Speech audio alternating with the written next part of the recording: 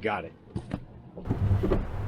Okay, this is going to be a lens review of the Nikon 135mm f3.5 AIS lens, but I got a twist on this lens review. And what that twist is that I'm not going to be shooting it on my D810. Instead, I'm going to put it on the Leica SL2.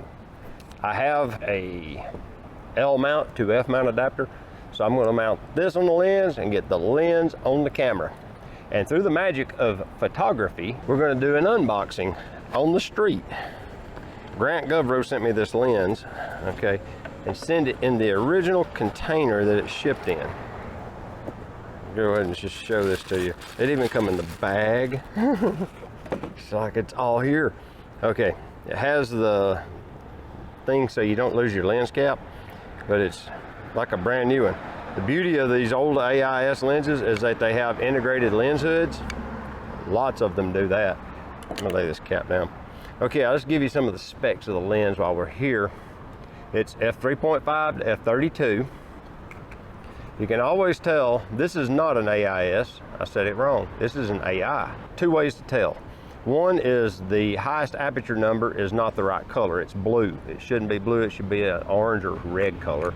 And on AIS, there's a little divot machined in here for a plunger that detects that lens by certain cameras made in the 80s, and it doesn't have that divot milled in it.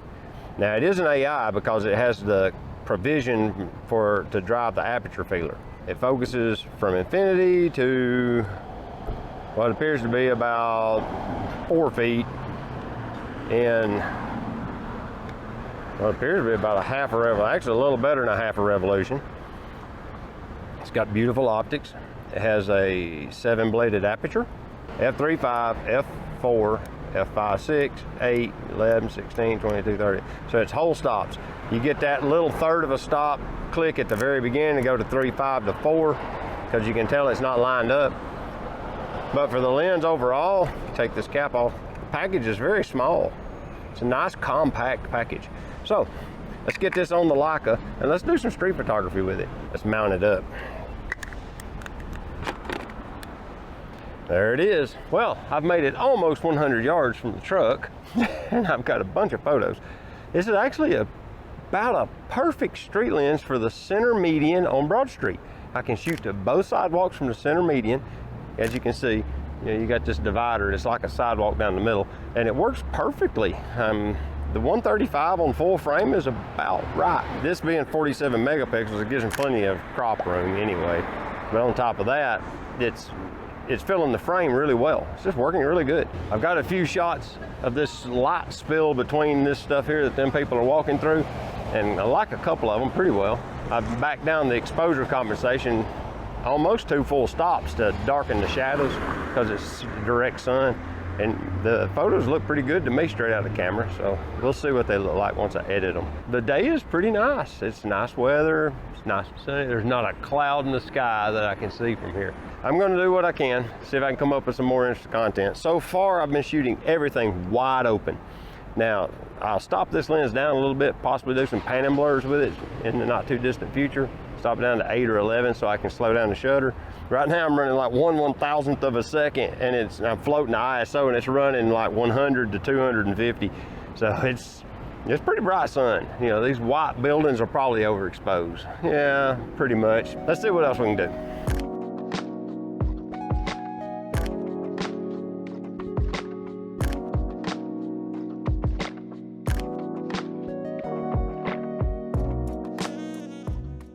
One of the things I like about this lens is how compact it is. It's actually a very small lens to be 135mm. It's comparable in size to the E-series lens from the 80s that Nikon made, because I had one of those and there's a video to that. Some things I did notice about it from earlier today. It's got a little purple fringing. I used defringe and exposure and got rid of most of it, but it does have a little purple fringing under certain conditions in bright sunlight.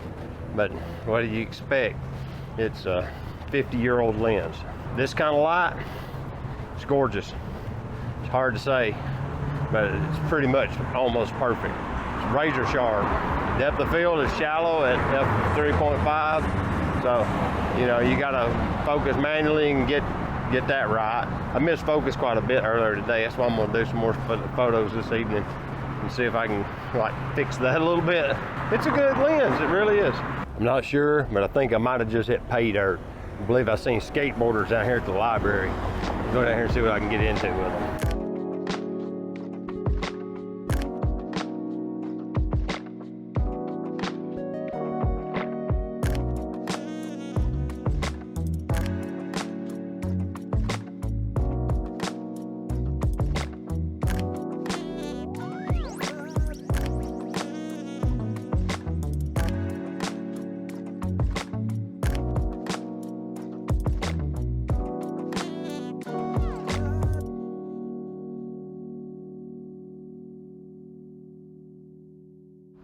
Something special.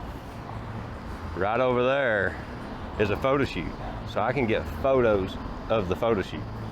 Maybe of the photographer. I'm not typically super interested in photographing their model because that's what they're doing, but I'll stay back with the 135 and get some photos of that. I got a portrait of a gentleman down here that I spoke with for about 5 minutes or so. Then sitting on rough times, but he allowed me to make his portrait and he smiled for it. And it's actually a really, really good portrait. This lens does amazingly well. So let's see what we can come up with right over here. As far as I can tell, this is a great lens. It has a little bit of flare, but not much. I shot it straight into the sun, angled off a little bit to accentuate the flare. Looks good. Actually looks really good. The lens performs really well. It's a lot tougher to do motion blur photos than I thought it would be. You need to be back a lot further. I went over to Market Street and focused on the other side. Didn't have near the luck I was hoping to. If you can find this lens for reasonable money on eBay, I say get one. And you can probably get them super reasonable. Get across without getting killed. Yeah, you can probably get them for super reasonable money if you get them a little bit beat up. So that'd be the key.